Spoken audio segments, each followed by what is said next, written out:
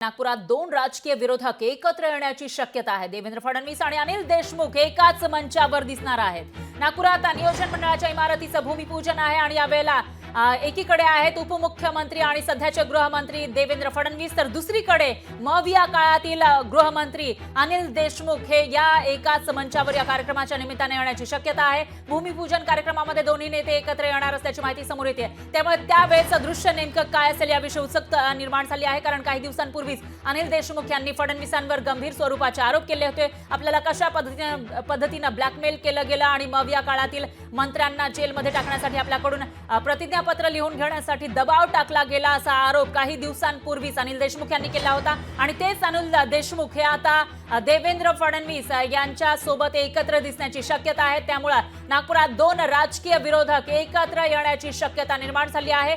देवेंद्र फडणवीस आणि अनिल देशमुख एकाच मंचावर दिसण्याची शक्यता आहे। नागपूरमध्ये नियोजन मंडळाच्या इमारतीचं भूमिपूजन आज आहे आणि त्याच निमित्ताने हे दोघे एकत्र दिसण्याची शक्यता आहे। त्यामुळे त्यावेळेला नेमकं काय वातावरण असेल ते बघावं लागेल।